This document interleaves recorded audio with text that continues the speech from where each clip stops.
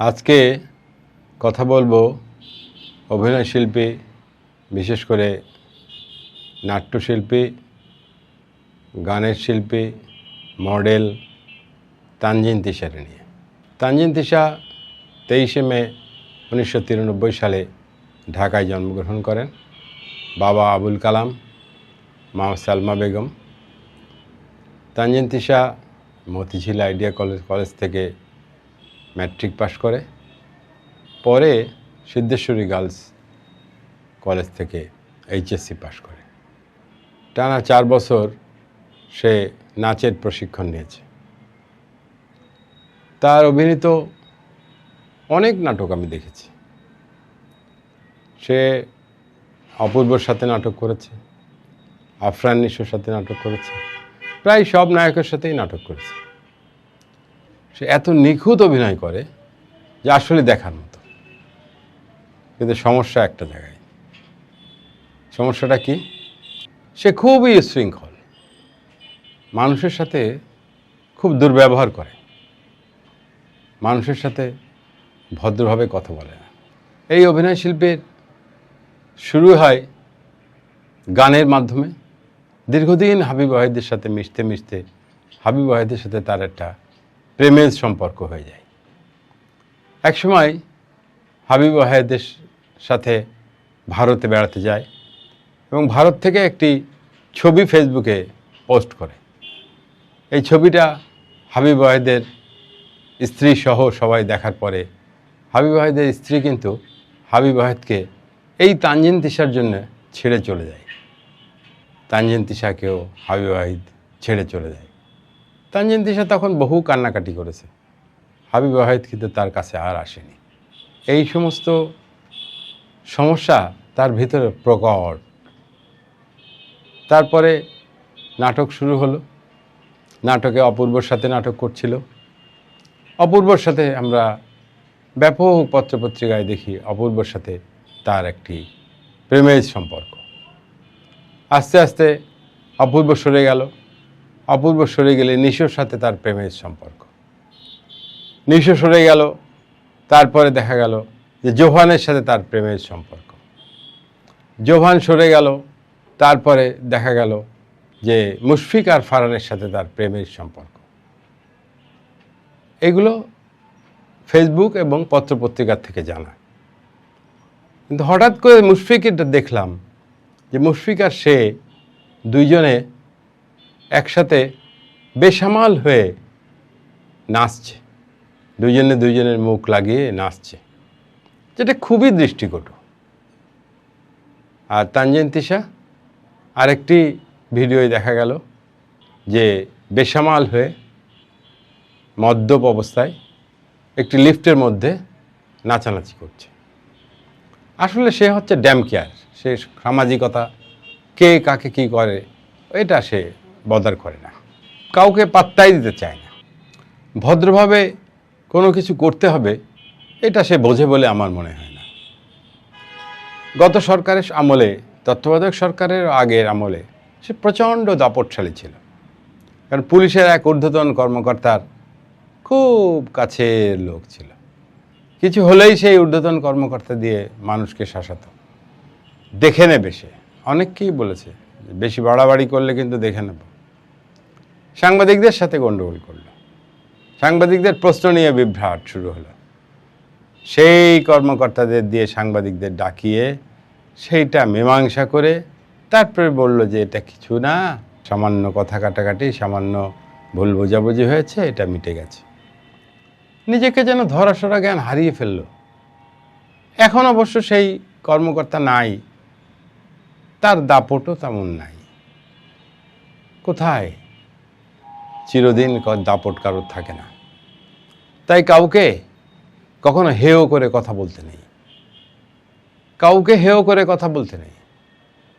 মুশফিক আর ফারহানের সাথে তার যে কথোপকথন আছে এখনোই ইউটিউবে ঘুরছে, খুবই নোংরা ভাষায় দুজনকে কথা বলছে।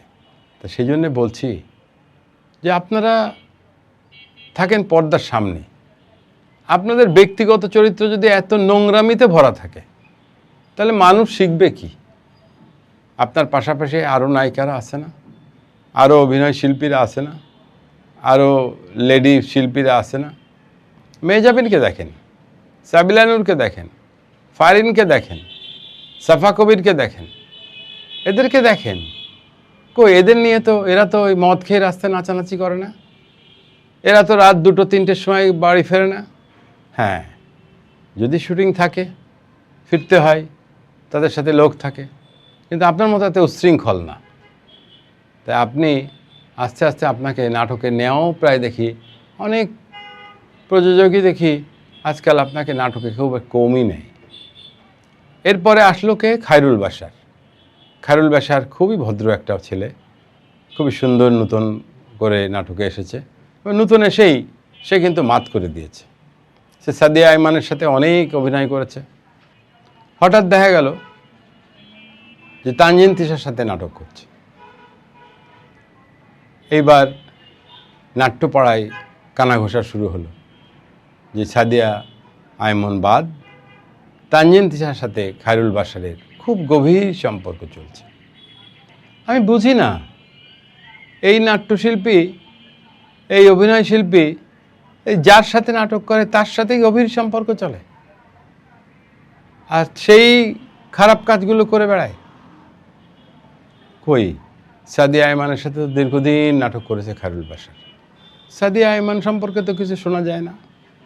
শোনা যেতে পারে, এটা মানুষের সাথে মানুষের মিশলেই মানুষের সাথে মানুষের সখ্যতা বাড়ে, মানুষ মানুষের সাথে মেশে, মানুষ মানুষের সাথে বন্ধুত্ব করে, মানুষ মানুষের ক্লোজে যায়, সেটা ঠিক আছে।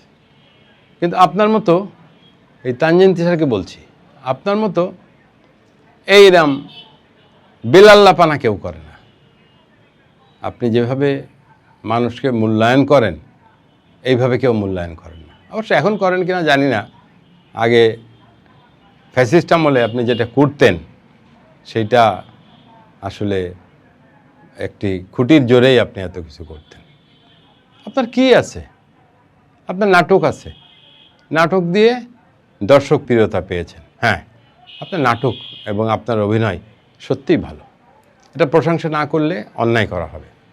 আপনার অনেক পুরনো একটা নাটক দেখেছিলাম, মোবাইল চোর। আপনি আর নিশো দুইজনেই বস্তির মানুষ, আপনারা মোবাইল চুরি করেন। খুব অদ্ভুত লেগেছিল আমার কাছে। এই নাটকটা খুবই ভালো লেগেছিল। আপনাদের হয়তো খেয়াল হবে, তা প্রায় 4-5 বছর আগের নাটক, কিন্তু আমি মাঝে মাঝে সার্চ দিয়ে এসে এই মোবাইল চোর নাটকটা দেখি, ভালো লাগে। আপনার অভিনয় খুব ভালো, আপনার অভিনয়ের আসলে কোনো তুলনা নেই। কিন্তু আপনার সমস্যা হচ্ছে কি, যে আপনি হচ্ছে বেয়াড়া। কেমন বেয়াড়া একটা উপমা দিই। আপনি হচ্ছে কুরবানির গরু হাটের থেকে কিনে নিয়ে যাচ্ছে মানুষ, এড়ে গরু ছুটে দড়ি ছিঁড়িয়ে চলে যাচ্ছে, তা আপনাকে কেউ বেঁধে রাখতে পারবে না, কারণ আপনার স্বভাবই ভালো না। আপনি একটা সংসার ভেঙে এসেছেন সেই শুরুতে, একজনের সংসার করতেছে, আপনি দেখতেছেন, আর আপনি তার সাথে ইন্ডিয়ায় মোটরসাইকেলে ঘুরতেছেন, আর সেই ছবি আবার পোস্ট করতেছেন। আরে ঘোরেন, পলায় পলায় ঘোরেন, লুকোয় লুকোয় ঘোরেন, আপনি আবার সেই ছবি পোস্ট করছেন। সেই স্ত্রীর অবস্থাটা কী হয়? আপনার স্বামীর সাথে আপনি অন্য কোনো মেয়েকে দেখতে পারবেন? কখনোই পারবেন না। যাই হোক, আপনার এই স্বভাব চেঞ্জ করতে হবে, নাই দেখবেন যে এত লোকের বদদোয়ায় আপনি প্রকৃতির নিয়মেই ঝরে যাবেন, আপনার ছবি আস্তে আস্তে কমে যাবে। সাকিব খান সোলজারে নিয়েছে বলেই মনে করেন না যে আপনি অনেক দূরে উঠে গেছেন, অনেক দূরে উঠে যাননি। আজকেই দেখছিলাম সাকিব খান অভিনীত প্রিন্স, এত হইচই করে প্রিন্স মুক্তি পেল, দর্শক প্রিয়তা পায়নি। প্রযোজকরা এবং হল মালিকরা হইচই চেঁচামেচি করতেছে, সেটা আবার ইউটিউবে দিয়েছে, দেখলাম। আমি সিনেমাটা দেখিনি, সময় করে পারলে দেখব। তা আপনি তার সাকিব খান অভিনীত সোলজারে পাঠ করেছেন, এর দর্শক প্রিয়তা পেলেও ভালো, না পেলেও ভালো। আরে আপনি সাকিব খানের এগেনস্টে দাঁড়িয়েছেন তো। সাকিব খান আসলে সাকিব খানই, সাকিব খান এই শিল্পটাকে বাংলাদেশে বাঁচিয়ে রেখেছে। তো সাকিব খান যে আপনাকে নিয়েছে, এটা আপনার সৌভাগ্য। কারণ আপনার মতো একটা উচ্ছৃঙ্খল মানুষকে আসলে নেওয়ার কোনো যুক্তি নেই। কেন যুক্তি নেই? আপনি আপনার সহকর্মী সহপাঠীদের সাথে জিজ্ঞেস করেন যে আপনি কি করেননি, কোনটা বাদ দিয়েছেন। আপনি পর্দার সামনে থাকেন, আপনার যত দোষী থাকুক আপনি মানুষের সামনে আনবেন কেন? আপনি কি মনে করেন আপনি মদ্যপ অবস্থায় লিফটের মধ্যে নাচানাচি করছেন, এটা কখনো মানুষ মেনে নেয়, পজিটিভলি নেয়? কখনো পজিটিভলি নেবে না, কেউ ভালো চোখে দেখে না, কেউ বলে না। তাই আপনার ফ্যান ফলোয়ার্সরা অনেক কিছু লেখে, আমি লিখি না। আমার মাঝে মাঝে মনে হয় যে একটু লিখে দিই, তা লিখি না। ফ্যান ফলোয়ার্সরাও চায় না যে কষ্ট দিতে, তা আমি আপনার কষ্ট দিতে চাচ্ছি না। আমি মনে করছি যে আপনি যদি নিজে ভালো না হন, আপনি আস্তে আস্তে ঝরে যাবেন, কেউ আপনাকে ঠেকায় রাখতে পারবে না, আপনার দর্শকপ্রিয়তা থাকবে না। কারণ আপনি অপূর্বর মতো একজন ভালো শিল্পীর সাথে নাটক করেছেন দীর্ঘদিন, সেই অপূর্বর কাছ থেকে এখন চলে এসছেন কোথায়? এখন চলে এসছেন আস্তে আস্তে খায়রুল বাশারের কাছে চলে এসছেন। খায়রুল বাশারও ছেড়ে দেবে আপনাকে। খায়রুল বাশারের পরে আবার দেখা যাবে যে ইয়াস রোহানের সাথে একটা করেছেন, আবার নতুন এক কারোর সাথে একটা করেছেন, এইভাবেই চলতে থাকবে। যাই হোক, এটা দর্শক প্রযোজকদের ব্যাপার। আমরা যারা সাধারণ মানুষ আমরা মনে করি যে এটা কখনোই মেনে নেওয়ার মতো না। আপনি আপনার নিজের ইতিহাসটা বাড়িতে ঘুমিয়ে শুয়ে চোখ বন্ধ করে আপনি নিজের ইতিহাসটা একটু চিন্তা করবেন যে আপনি কি কি করেছেন। তা এইগুলো চিন্তা করবেন এই কারণে যে আপনি যাতে নিজেকে শুধরাতে পারেন। আরে আপনি হইচই করেন, আপনি হইচই করেন, আপনার মন মতন হইচই করেন, সেটা আমি জানবো কেন? সেটা আরেকজন জানবে কেন? আর মুশফিক আর ফারহান একটা ভালো নায়ক, আপনার সাথে ড্রিঙ্ক করে নাচতেছে। আরে ওরই বা রুচি কী করে হলো যে আপনার সাথে নাচছে? মুশফিক আর ফারহানকে আমি যশোরে পেয়েছি, তার সাথে আমার কথা হয়েছে, আমি এসব কথা বলি নাই, কিন্তু আমি অবাক হয়ে গেছি মুশফিক আর ফারহানের এইগুলো দেখে। এটা আমি বুঝলাম না যে এইটুক বোধও কি এদের হয়নি? অভিনয় করছি, কথা বলছি, শুটিং করছি, সবার সাথে মিশছি, বড় বড় জায়গায় যাচ্ছি, আর মদ খেয়ে লাফালাফি করছি, এটা আবার সোশ্যাল মিডিয়ায় ছাড়ছি। বাহ, কি সুন্দর! তাহলে আপনাদের দর্শকপ্রিয়তা কত সুন্দর আপনারা বুঝেছেন। নাটক করলেই হবে না, নাটকের পিছনে ভদ্রতাও থাকতে হবে। ভদ্রতা শিষ্টতা শেখেন, তারপরে নাটক করেন। আর নাটক করে ভদ্রতা শিষ্টতার লোকরে শিখতে যান না। নাটকে খুব ভদ্র, খুব ভালো, খুব আদর্শবান বউ, খুব আদর্শবান একটা অফিসার, খুব আদর্শবান কাজ করছেন, আর ব্যক্তিগতভাবে কি এত খারাপ কাজ করছেন, তাও লোকচক্ষের সামনে। আরে ব্যক্তিগত জীবনেও যদি কোনো অন্যায় করে থাকেন, সেটা লোকচক্ষুর সামনে আনার দরকার নেই। তা সেই জন্যে এখনও সময় থাকতে ভালো হয়ে যান, ভালো হয়ে যান, ভালোভাবে কাজ করেন। লোকের চোখে এইসব মদ্যপ অবস্থায় লাফালাফি করেন না, লোকের চোখে মদ্যপ অবস্থায় নাচানাচি করেন না, আর মদ্যপ অবস্থায় লিফটের মধ্যে লাফালাফি করেন না। লিফট কোন সময় আটকে যাবে, তখন আমও যাবে, সালাও যাবে, দরকার নেই। ভালো হওয়ার চেষ্টা করেন, লোকে ভালো বলবে। হ্যাঁ, কথা বলতে পারেন যে এ বাবা তুমি কে বাবা আমাকে বুদ্ধি দিচ্ছ?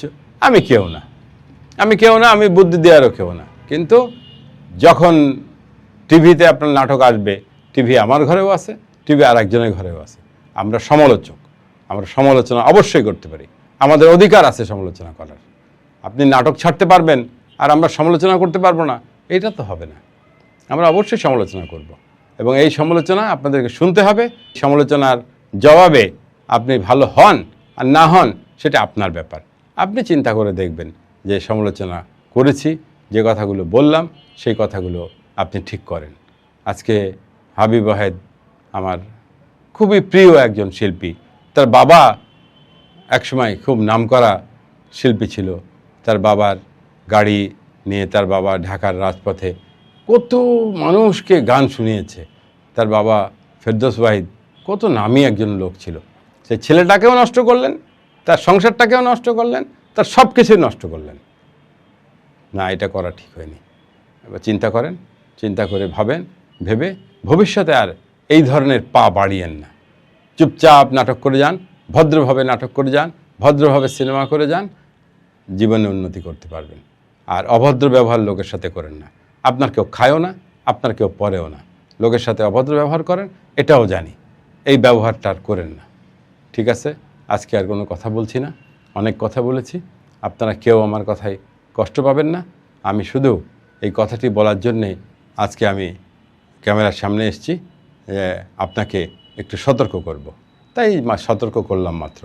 তা আপনি শোনেন আর না শোনেন তাতে আমার কোনো আসা যায় না। তবে শুনলে আপনার জন্য ভালো, আপনার জন্য ভালো, দর্শক আপনাকে ভালো বলবে। আর আপনার অভিনয় অত্যন্ত ভালো। আপনার এই অভিনয়ের জন্যেই আমরা মনে করি যে আপনার নিজের ইমেজটাকেও ভালো করতে হবে, যাতে কেউ আর আপনার সম্পর্কে আঙুল তুলে কথা না বলতে পারে। ধন্যবাদ সকলকে।